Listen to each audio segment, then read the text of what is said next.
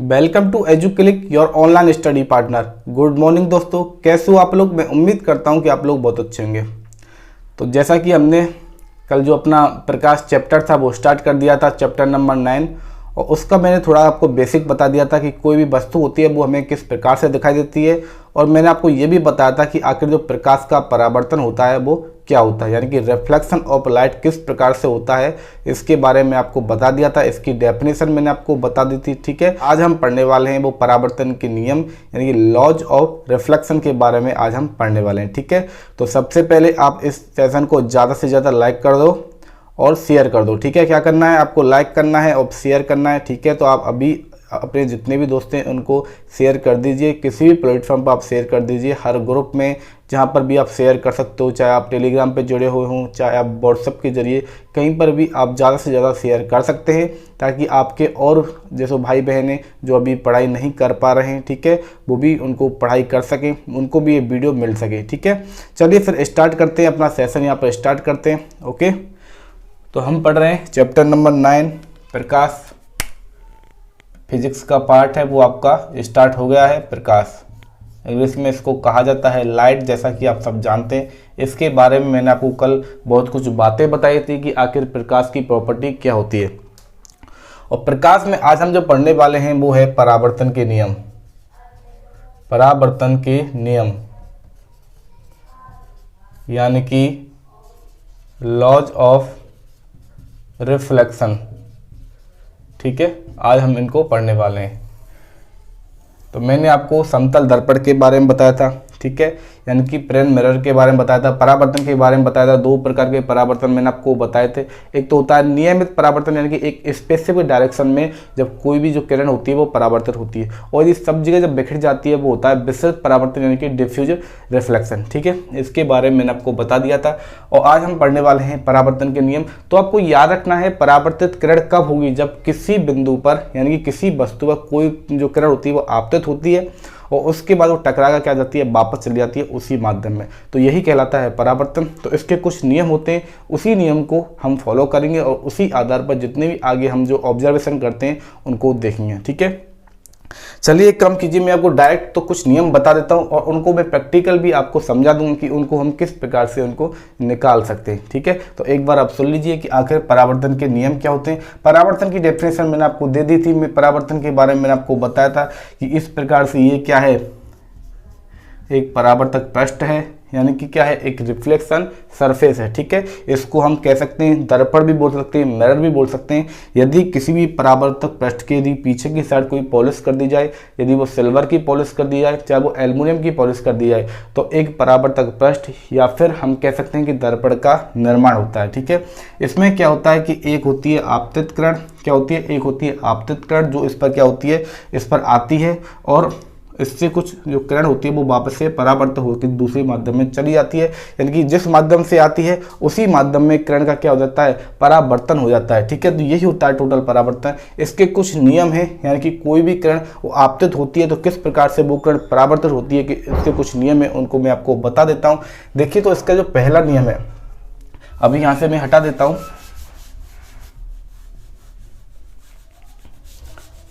चलिए स्टार्ट करते हैं। तो परावर्तन का पहला नियम है, मैं आपको बताता हूं कि परावर्तन का पहला नियम क्या है। देखिए, परावर्तन का पहला नियम होता है कि आपतित किरण, ठीक है, यानी कि जो किरणें होती है जो गिरती हैं किसी भी परावर्तक पृष्ठ पर, वो होती है आपतित किरण, और टकराने के वापस जाने वाली जो किरणें होती हैं वो होती हैं परावर्तित किरण। परावर्तित किरण, इसके साथ साथ एक होता है आपतन बिंदु पर अभिलंब। ये तीनों के तीनों क्या होते हैं, ये तीनों के तीनों एक ही तल में उपस्थित होते हैं। ये आपको याद रखना है कि एक ही तल में उपस्थित होते हैं। तो ये होता है परावर्तन का प्रथम नियम। इसको देखिए किस प्रकार से, ये एक परावर्तक पृष्ठ हो गया, देख लीजिए, चाहे मिरर भी हो सकता है।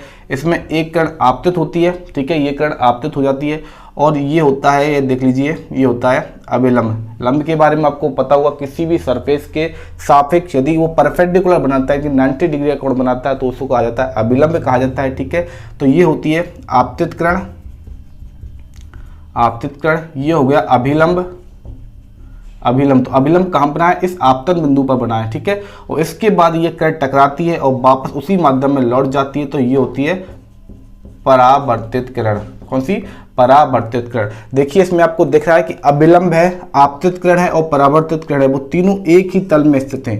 कहाँ पर? एक ही तल में स्थित है, यानी कि एक ही बिंदु पर स्थित है। तो ये होना चाहिए, कंपलसरी है, तभी आप परावर्तन को कर पाओगे, परावर्तन एकदम से हो पाएगा। ठीक है, एक नियम को फॉलो करेगी, यदि कोई भी किरण है वो नियम को फॉलो करेंगी, ये तीनों की तीनों एक ही तल में होंगे, तभी वो हम कह सकते हैं कि वो परावर्तन है। ठीक है, दूसरा इसका नियम देखते हैं कि दूसरा नियम क्या है। दूसरा नियम इसका है कि जो परावर्तित किरण है, परावर्तित किरण, परावर्तित किरण अभिलंब के साथ, अभिलंब के साथ, अभिलंब के साथ उतने ही डिग्री का क्या बनाती है? कोण बनाती है। ठीक है, उतने ही डिग्री का कोण बनाती है जितने की जो आपतित किरण होती है, आपतित किरण होती है, वो किसके साथ बनाएगी? इस लंब के साथ बनाती है।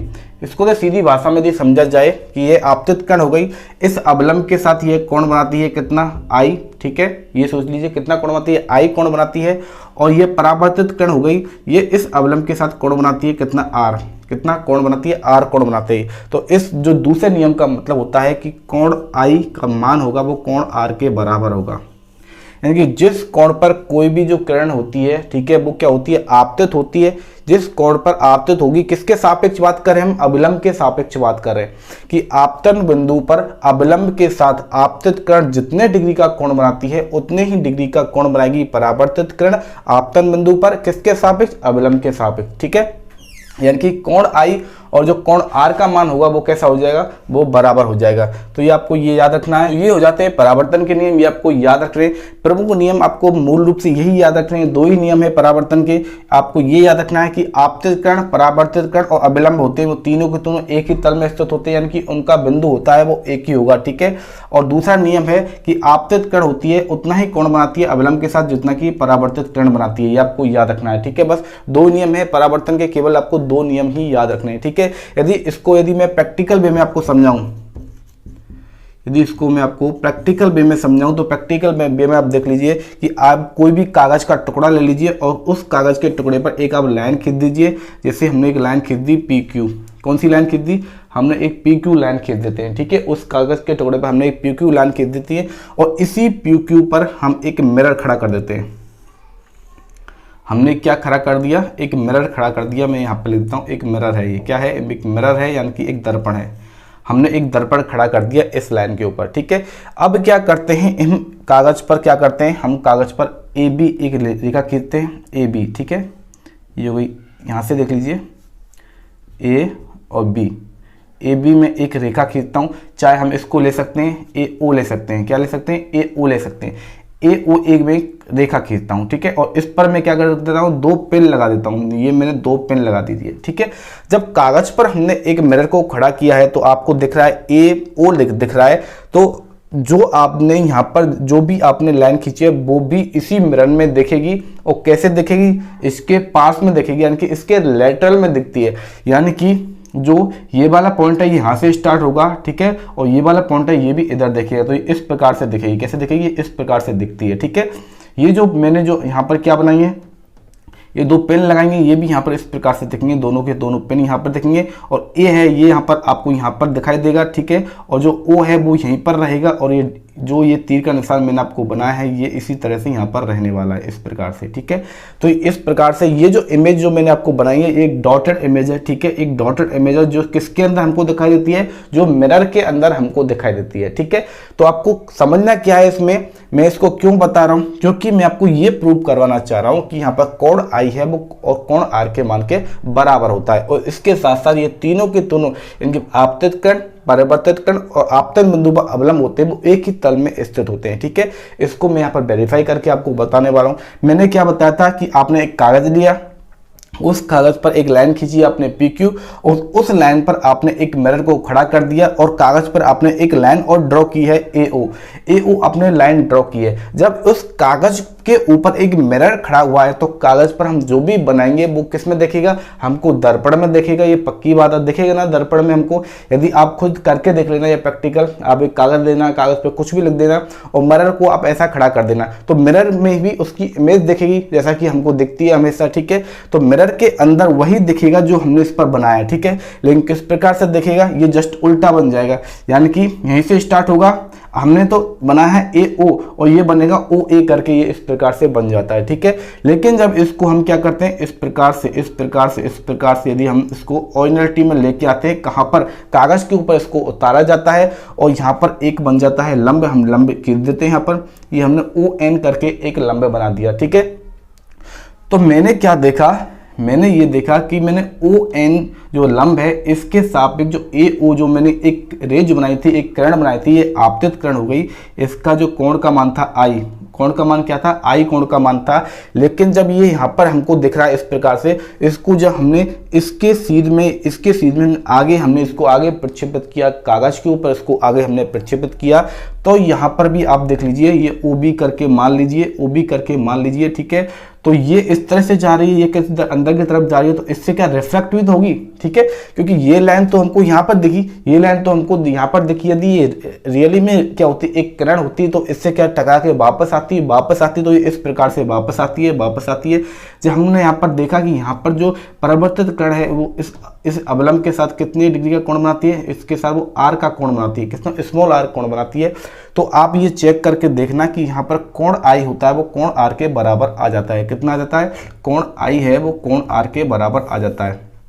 क्योंकि ये वाला जो हमने जो ये वाला देखिए, ये वाला जो AO हमने जो लाइन खींची थी उसका जो हमको जो मिरर इमेज दिखती है वो मिरर के अंदर दिखती है। यदि इसको हम सीध में लेके जाएं तो यहाँ पर जितना पर I है बना हुआ है उतने पर ही R बना हुआ है, यानी कि I और R का मान है वो बराबर हो जाता है, ठीक है। तो इससे क्या हो जाता है, इससे हम प्रैक्टिकल वे में इसको भी हम देख सकते हैं कि क्या ये तीनों के तीनों एक बिंदु पर स्थित होते हैं। हाँ, ये तीनों के तीनों एक ही बिंदु पर स्थित होते हैं, ठीक है। इसे समझने वाली चीज़ है, ये आपको पेपर में कभी नहीं पूछी जाएगी। केवल आपको जो नियम है वो नियम याद रखने हैं। मैंने आपको परावर्तन के तीनों नियम बता दिए हैं, ठीक है। आपको मेनली यही याद रखना है कि आपतन कोण है, ठीक है, और परावर्तन कोण है, दोनों के मान बराबर होंगे। और इसी के साथ साथ आपतित किरण, परावर्तित किरण और अवलंब होते हैं वो तीनों एक ही तल में स्थित होते हैं, एक ही बिंदु पर स्थित होते हैं। ये आपको याद रखना है। ये हो जाते हैं परावर्तन के नियम। और अब हम जो पढ़ेंगे वो पढ़ेंगे कि जो समतल दर्पण से जो इमेज बनती है, ठीक है, वो किस प्रकार से बनती है, समतल दर्पण से प्रतिबिंब का निर्माण किस प्रकार से होता है, वो अपना नेक्स्ट टॉपिक है, ठीक है। तो मैं एक काम करता हूँ, मैं समतल दर्पण पर जो बनने वाले जो प्रतिबिंब है यानी कि इमेज बनती है उसके मैं की प्रॉपर्टी बता देता हूँ किस प्रकार से इमेज बनती है, ठीक है। तो जो अपना जो नेक्स्ट पॉइंट है वो है समतल दर्पण पर प्रतिबिंब का निर्माण। प्रतिबिंब का निर्माण कैसे होता है, ठीक है। ओके, तो देखिए, चलिए यहां पर जो समतल दर्पण से जो प्रतिबिंब का निर्माण होता है वो कहता है आभासी प्रतिबिंब बनता है। कैसा प्रतिबिंब बनता है, आभासी प्रतिबिंब बनता है, आभासी प्रतिबिंब, ठीक है। आभासी प्रतिबिंब का निर्माण होता है। और प्रतिबिंब कैसे बनता है, प्रतिबिंब होता है वो उतनी ही दूरी पर बनता है। प्रतिबिंब ये यहां पर मैं इमेज लिख देता हूं, ठीक है, कि प्रतिबिंब है वो उतनी ही दूरी पर बनता है, प्रतिबिंब है वो उतनी ही दूरी पर बनता है जितनी दूरी पर वस्तु स्थित होती है, ठीक है। तो ये प्रतिबिंब कहाँ बनता है, प्रतिबिंब बनता है मिरर के पीछे, यानी कि दर्पण के पीछे बनता है, दर्पण के पीछे बनता है, ठीक है। उतनी ही दूरी पर बनता है जितनी दूरी पर जो वस्तु है, ठीक है, वो स्थित है, ठीक है। प्रतिबिंब का जो आकार होता है, प्रतिबिंब का जो आकार होता है यह वस्तु के आकार के बराबर होता है, वस्तु के आकार के क्या होता है, समान होता है, ठीक है। और इसके साथ साथ इसमें पाया जाता है पार्श्व परिवर्तन, इसमें पाया जाता है क्या, पार्श्व परिवर्तन, या कह सकते हैं पार्श्व परावर्तन इसमें पाया जाता है, यानी कि लेटरल इन्वर्जन इसको इंग्लिश में कहा जाता है। पार्श्व परावर्तन का मतलब होता है कि आपको जो इमेज दिखती है वो रियलिटी वाली जो वस्तु होती है, ठीक है, वो बॉडी होती है, उसका जो लेफ्ट वाला पोर्शन होता है वो इमेज में हमको राइट में दिखता है, और राइट वाला पोर्शन होता है वो इमेज में हमको क्या दिखता है, लेफ्ट वाला दिखता है। यानी कि राइट वाला भाग होता है वो लेफ्ट में कन्वर्ट हो जाता है, और लेफ्ट वाला भाग होता है वो राइट में कन्वर्ट हो जाता है। इसको कहा जाता है पार्श्व परावर्तन। इसको अभी मैं समझाता हूँ किस प्रकार से होता है। देख लीजिए, पहले एक बार इसको देख लीजिए, मैंने आपको क्या बताया है। देखिए, आपको हमेशा ये याद रखना है, और आपको सोचते होंगे सर कि दर्पण के पीछे प्रतिबिंब कैसे बनेगा। दर्पण के पीछे तो कुछ नहीं होता है। देखो, दर्पण के पीछे का मतलब होता है कि दर्पण के अंदर ही बनता है। देखिए, आपने देखा हुआ, ठीक है, आपने देखा है जैसे घरों में जो ड्रेसिंग टेबल होती है उसमें काफी बड़ा शीशा होता है, ठीक है। तो उसमें जब हम अपने आप को देखते हैं तो हम जितना उस दर्पण से दूर खड़े होते हैं, ठीक है, नीचे क्या होती है, नीचे फर्श होती है, यानी जमीन होती है, तो उसमें भी यदि वो काफी बड़ा है तो उसमें भी फर्श दिखाई देगी आपको, जमीन दिखाई देगी, और उतनी ही दूरी पर हम खुद खड़े आपको नजर आते हैं। किसमें नजर आते हैं, हम दर्पण में नजर आते हैं। यदि हम पीछे हटते हैं, पीछे की साइड दीवार है तो उसमें भी दीवार दिखेगी, दीवार से हम टच करते हुए उसमें नजर आएंगे। तो ये जो प्रतिबिंब बनता है, यानी कि जो दर्पण में हमें जो इमेज दिख रही है, हमारी जो इमेज दिख रही है वो क्या है, प्रतिबिंब है, ठीक है। तो इमेज क्या होता है, प्रतिबिंब, और हम खुद क्या, एक वस्तु हो गई, यानी कि बिंब हो गई, ठीक है। तो बिंब का दर्पण में जो बनता है वो बनता है प्रतिबिंब। तो प्रतिबिंब उतनी ही दूरी पर बनेगा जितनी दूरी पर हम क्या होते हैं, इस दर्पण से दूर स्थित होते हैं। तो प्रतिबिंब तो दर्पण के अंदर बनता है, लेकिन उसको कहा जाता है कि वो दर्पण के पीछे बनता है, क्योंकि हम दर्पण में तो घुस नहीं सकते, लेकिन दर्पण के पीछे उतनी ही दूरी पर हम सोच सकते हैं कि वो प्रतिबिंब है, वो दर्पण के पीछे बनता है। जबकि रियलिटी में हम देखते हैं तो प्रतिबिंब होता है वो दर्पण के अंदर बनता है, ठीक है। ये क्या होता है, ये एक समतल दर्पण की एक प्रॉपर्टी होती है, गुण होता है कि उसमें हमको ऐसा ही दिखाई देता है, वस्तु ऐसी ही दिखाई देती है जैसे कि रियल में है। लेकिन परिवर्तन आ जाता है पार्श्व परावर्तन का, यानी कि हमारा जो लेफ्ट वाला हिस्सा है, ठीक है, वो हमको दिखेगा राइट में, और जो हमारा राइट वाला जो हिस्सा है वो हमको दिखेगा लेफ्ट में। इस तरह से सोच लीजिए, जैसे कि आपने ये डी शेप बनाई, ठीक है, ये डी शेप बनाई, और आपने इसको देखा किसमें, मिरर में देखा। आपने जब इसको मिरर में देखा तो ये किस प्रकार से दिखता है, ये इस प्रकार से दिखता है। यानी कि इसका जो लेफ्ट वाला पोर्शन है यहाँ पर वो बन जाता है राइट वाला पोर्शन, और इसका जो राइट वाला पोर्शन है यहाँ पर बन जाता है लेफ्ट वाला पोर्शन। जैसे कि आप देख लीजिए, ये मेरा एक हाथ हो गया, ठीक है, ये मेरा हैंड है, हाथ है, इस पर मैंने यहाँ पर लिख दिया कुछ भी, यहाँ पर मैंने साइंस से लिख दिया, और जो के साथ ये इस वाली साइड पे मैंने मैथ लिख दिया, ठीक है। यदि मैं इसको ऐसे करके यदि देखता हूँ किसमें, मिरर में, यानी कि दर्पण के अंदर देखता हूँ, तो यहाँ पर मैंने क्या बताया था, साइंस। तो मिरर में तो हमको दिखेगा साइंस, लेकिन मुझे क्या दिख रहा है यहाँ पर, मुझे यहाँ पर मैथ दिख रहा है, ठीक है। यदि इसको मैं ऐसे करके देखता हूँ तो यहाँ पर दर्पण में मुझे दिखता है मैथ, जबकि यहाँ पर मुझे क्या दिख रहा है, साइंस दिख रहा है, ठीक है। तो ये पार्श्व परावर्तन होता है। यानी कि यदि मैं दर्पण में, देखिए, दर्पण में यदि मैं इस तरह से ये मार्कर ऐसे पकड़ लेता हूं, ठीक है, तो हम मिरर में देखते हैं कि जो ब्लू जो कैप दिख रहा है ये दिखेगा, अभी जो मुझे दिखाई दे रहा है वो राइट में दिखाई दे रहा है, जबकि मैं मिरर में देखूंगा तो ये दिखाई देगा इस तरह से, कुछ इस तरह से, यानी कि ये लेफ्ट में दिखाई देगा। तो यही होता है पार्श्व परावर्तन, यानी कि लेटरल इन्वर्जन, ठीक है। यानी कि अपना दायां पार्ट हो जाता है वो बायां पार्ट बन जाता है, बायां पार्ट होता है वो दायां पार्ट बन जाता है। जैसे कि और देख लीजिए, जैसे कि हमने पी है, पी को हमने जब मिरर में देखा तो ये बन जाता है क्यू। कैसा बन जाता है, क्यू हमें दिखाई देता है, ठीक है। यानी कि सी है, सी को हम लोग देखा मिरर में देखा तो ये बन जाता है इस प्रकार से, कुछ हमें दिखाई देता है। यानी कि राइट वाला पोर्शन लेफ्ट में चला गया और लेफ्ट वाला पोर्शन होता है वो राइट में चला जाता है। तो ये होती है एक मिरर इमेज। आपने देखा होगा घर में सभी के पास फोन होता है, तो मोबाइल फोन होता है, एंड्रॉइड फोन में भी मिरर इमेज का एक फंक्शन आता है। उसके द्वारा क्या होता है, जैसे कि अपनी इस टी शर्ट पर क्या लिखा हुआ है, एजू क्लिक लिखा हुआ है, यदि आप मिरर इमेज से फोटो खींच तो ये एजू क्लिक है वो जस्ट उल्टा आपको दिखाई देगा, ठीक है। तो इस प्रकार से ये मिरर इमेज होती है। और ये होता है समतल दर्पण का एक क्या होता है, प्रॉपर्टी होती है मिरर इमेज, यानी कि पार्श्व परावर्तन इसको कहा जाता है। इससे बनने वाले जो प्रतिबिंब होते हैं वो आभासी होते हैं, क्योंकि बनते हैं अंदर, बनते हैं पीछे की साइड, हम सोच सकते हैं, ठीक है। और आकार होता है वो बिल्कुल वस्तु के समान होता है। तो ये आपको याद रखना है। ये हो जाता है समतल दर्पण पर प्रतिबिंब का निर्माण। जैसा कि मैंने अभी बताया था कि प्रतिबिंब होता है वो वस्तु के, प्रतिबिंब होता है वो वस्तु के बिल्कुल कैसा बनता है, बिल्कुल उतनी ही दूरी पर बनता है कि जितनी दूरी पर वस्तु होती है वो दर्पण से स्थित होती है। जैसे कि आप ये सोच सकते हो, जैसे कि आपको देखिए, ये एक मिरर है, ये क्या एक मिरर है, ठीक है, एक मिरर है। यहाँ पर एक वस्तु रखी हुई है इतनी दूरी पर, कितनी दूरी पर, एक वस्तु यहाँ पर इतनी दूरी पर रखी हुई है।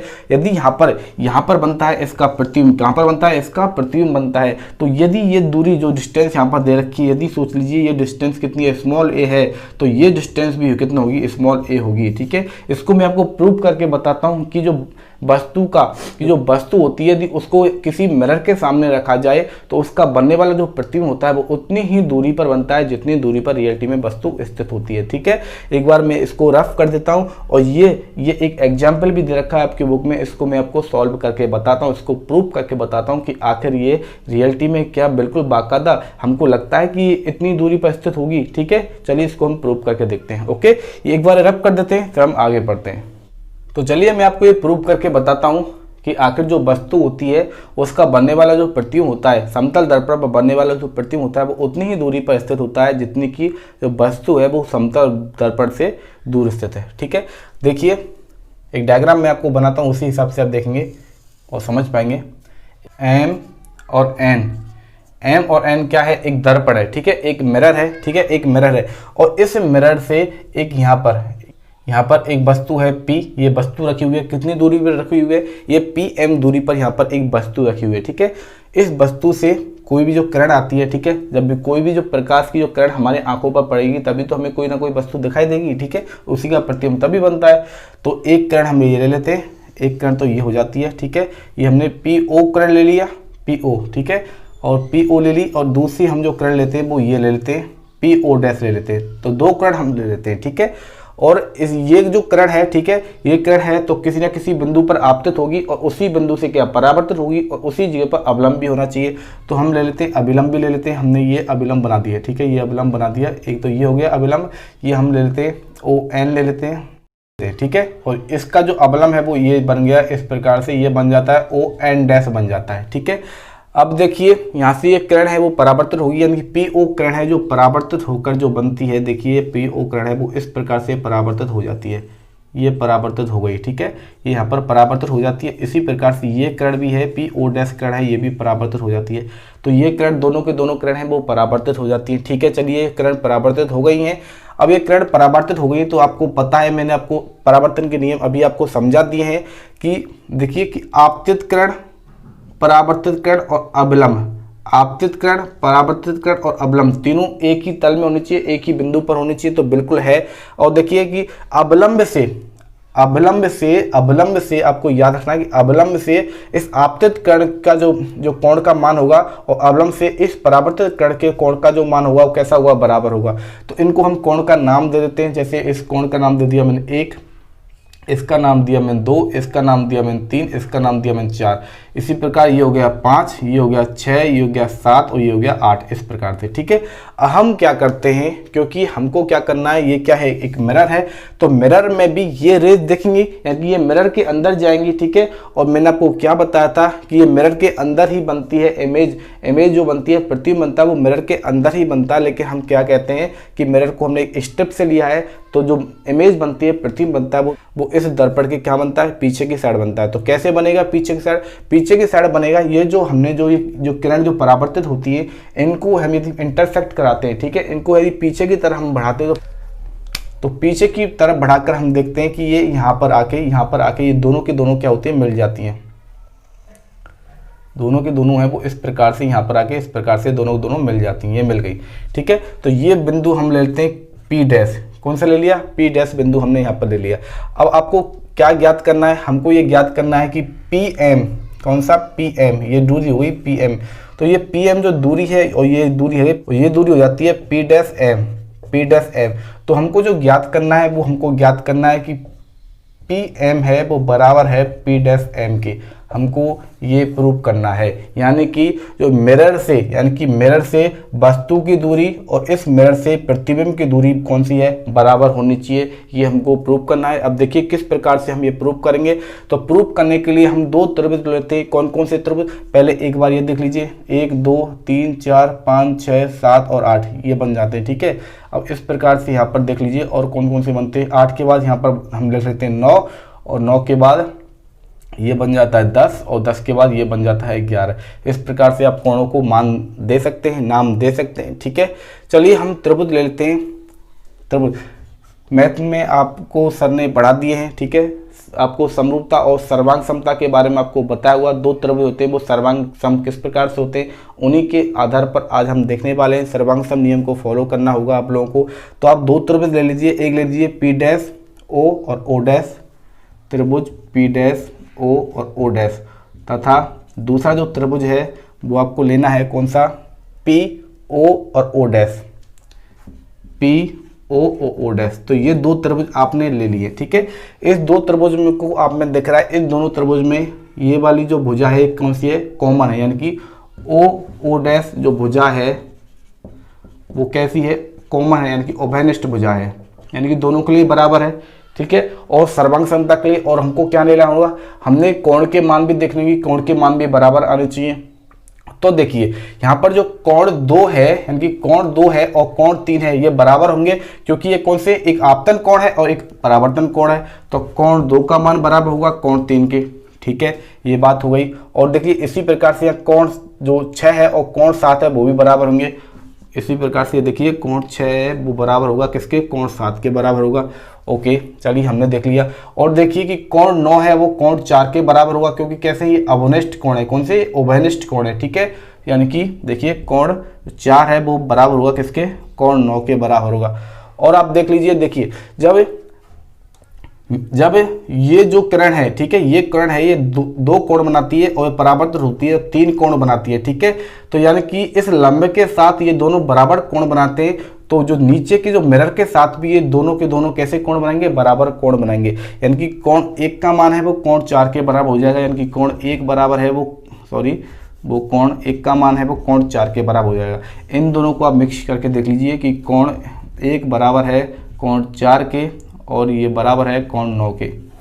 ठीक है, एक इक्वेशन हम इसको मान सकते हैं, आप देख लीजिए यहाँ पर। और आपको एक काम और करके देखना है, देखिए हमको ये कोण निकालना है, कौन सा कोण निकालना है, हमको निकालना है पी ओ ओ डैश, कोण पी ओ और ओ डैश हमको निकालना है, पी ओ और ओ डैश, ये वाला कोण हमको पूरा चाहिए, यानी कि 2 3 4 करके, यानी कि पी ओ डैश का मतलब होता है कोण 2 प्लस कोण 3 प्लस कोण 4। ठीक है, ये इस प्रकार से ये हो जाता है। और इसमें क्या है, इसमें क्या है, कोण 1 बच जाता है, ये क्या है, इसमें हम +1 कर दें, प्लस कोण 1 कर देते हैं, तो इसकी टोटल वैल्यू हो जाती है 180, यानी कि हम 180 माइनस कोण 1 कर देते हैं, कोण 180 माइनस कोण 1 कर देते हैं, तो ये बराबर जो वैल्यू निकलती आती है वो आती है कोण पी ओ डैश की आती है, कौन सी, कोण पी ओ डैश की वैल्यू निकल के आती है। ये आपको याद रखना है। ठीक है, इसी प्रकार से आपको ये देखना है कि पी डैश ओ और O dash, P dash O और O dash, P dash O और ओ डैश की वैल्यू आपको निकालनी है। तो पी डैश ओ और ओ डैश की आप वैल्यू कैसे निकालेंगे, ये देख लीजिए, कोण 9 देखिए, कोण 9 प्लस कोण ओ बराबर 180 डिग्री होता है टोटल। और इसी प्रकार से यदि आप 180 माइनस कोण 9 कर देते हैं तो बराबर आ जाता है इस ओ डैश की वैल्यू, यानी कि बराबर हो जाएगा ये कोण पी डैश ओ और ओ डैश के आपको बराबर हो जाएगा।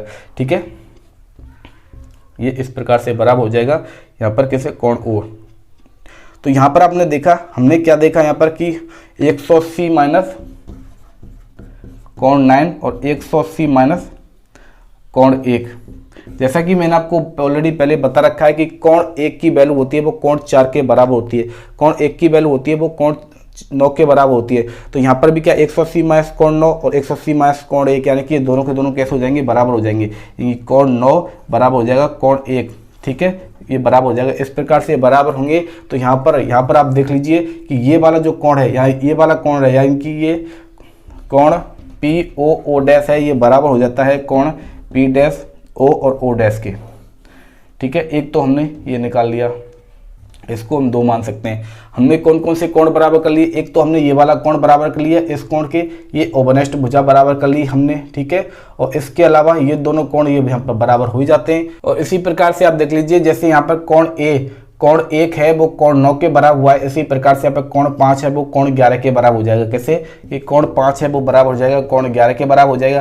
कोण 5 को हम किस प्रकार से लिख सकते हैं, कोण 5 को हम लिख सकते हैं यहाँ पर पी ओ डैश ओ, कोण पी ओ डैश ओ लिख सकते हैं। ठीक है, ये बराबर किसके हो जाएगा, कोण 11 को हम देखते हैं, कोण 11 को हम देखें ये तो पी डैश ओ और ओ डैश, कोण पी डैश, ओ डैश और ओ, ठीक है, सॉरी, हाँ सही है, सही है, सही है, पी डैश, ओ डैश और ओ डैश और ओ, इस प्रकार से हम लिख सकते हैं, ठीक है। तो ये कोण दोनों भी, ये कोण बराबर हो गया, ये कोण बराबर हो गया, इसी के साथ एक जो कॉमन है वो भुजा है, ये भी बराबर हो जाती है। तो इस प्रकार से यानी कि दो कोण और एक भुजा बराबर हो जाती है, ठीक है। तो इस प्रकार से इन तीनों से यदि देखें तो ये दोनों के दोनों जो त्रिभुज होते हैं वो कैसे हो जाते हैं, सर्वांगसम हो जाते हैं।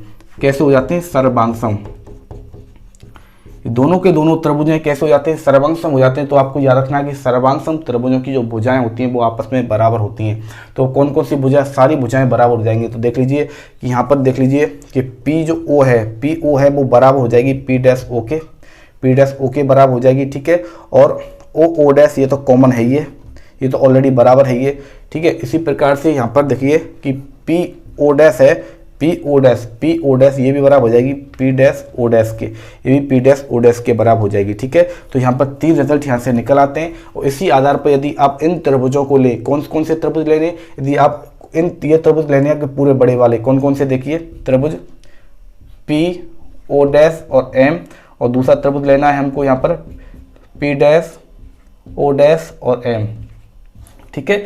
ये त्रिभुज भी होते हैं, ये त्रिभुज भी इन्हीं आधार पर क्या हो जाते हैं, सर्वांगसम हो जाते हैं, सर्वांगसम हो जाते हैं। किस प्रकार से सर्वांगसम हो जाएंगे, देखिए, क्योंकि देख कोण 5 है, कोण 11 के बराबर है, ठीक है, कोण 5 है, कोण 11 के बराबर है। और ये जो एम और ओ है, एम और ओ डैश, सॉरी एम और ओ डैश है, ये एक उपनिष्ठ भुजा है, तो ये इस प्रकार से बराबर हो जाती है, ठीक है। और हमने और क्या निकाला था, हमने जो देखिए हमने और क्या निकाला था, इसमें हमने ये भी निकाल लिया था, ये भुजा है यानी कि पी ओ डैश और इसके साथ साथ पी डैश ओ डैश, ये भुजा भी इसमें बराबर हमने ले ली थी। तो इसी आधार पर ये क्या सर्वांगसम हो जाएंगे। तो इनकी जो संगत भुजाएं वो भी कैसे हो जाएंगी, बराबर हो जाएंगी, यानी कि संगत भुजाएं बराबर हो जाएंगी। तो ये भुजा बच जाती है, कौन कौन सी, पी एम भुजा बच जाती है, तो बराबर हो जाएगी पी एम भुजा है वो बराबर होगी किसके, पी डैश एम के।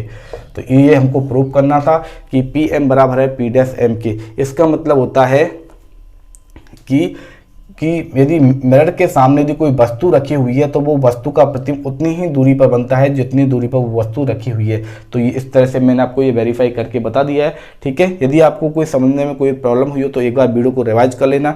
एक वैसे मैंने कोशिश की है कि आपको अच्छे से समझ में आ जाए। इसमें कुछ नहीं, यदि आपको सर्वांगसम आता है कि त्रिभुजों को सर्वांगसम किस प्रकार से करना है तो आप इसको आसानी से सॉल्व कर सकते हो, ठीक है। इसमें ज़्यादा कुछ है नहीं, ओके। ये मैंने समझा दिया आपको।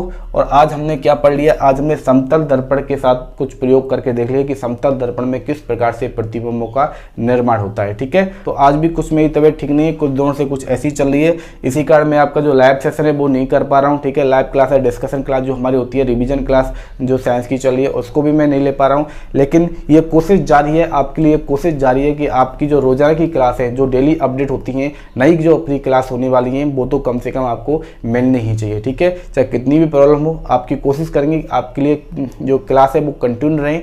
और जैसे ही थोड़ी तबीयत ठीक होती है मैं आपको लेकर आऊँगा, फिर से वापस से हम आएंगे, फिर से हम लाइव आएंगे, ठीक है। और रिवीजन क्लास को हम कंटिन्यू करेंगे और उसमें जो चैप्टर नंबर 3 है उससे मैं स्टार्ट करूँगा, ठीक है। तो इस सेशन को आप ज़्यादा से ज़्यादा शेयर करो। और जिन लोगों ने इस वीडियो को लाइक नहीं किया, अभी तक लाइक नहीं किया, वो वीडियो का करेंगे, लाइक करेंगे, ठीक है। इसके साथ उनको करना क्या है, इसके साथ इस चैनल को ज़्यादा से ज़्यादा शेयर करना है और ज़्यादा से ज़्यादा सब्सक्राइब करना है। जिन लोगों ने बेल आइकन नहीं दबाया वो भी क्या करेंगे, बेल आइकन दबा लेंगे, ठीक है। तो आप इस सेशन को ज़्यादा से ज़्यादा शेयर करो और फिर मिलते हैं अपनी नेक्स्ट क्लास में। तब तक आप हंसते रहिए, मुस्कुराते रहिए और शानदार तरीके से अपनी पढ़ाई को जारी रखिए। इसके बाद हम पढ़ते हैं गोलीय दर्पण के कुछ अनुप्रयोग के बारे में, यानी कि गोलीय दर्पण के कुछ शब्दावली के बारे में। आखिर गोलीय दर्पण क्या होता है, कितने प्रकार के होते हैं और कौन कौन से उनकी शब्दावली यानी कि उनकी टर्मिनोलॉजी दे रखी है, ठीक है। तो उसको मैं आपको कल की क्लास में बताने वाला हूँ। आज हम इतनी खत्म करते हैं। तो आप शानदार तरीके से अपने घर पर बैठ के पढ़ाई कीजिए। हम मिलते हैं अपनी कल की नेक्स्ट क्लास में।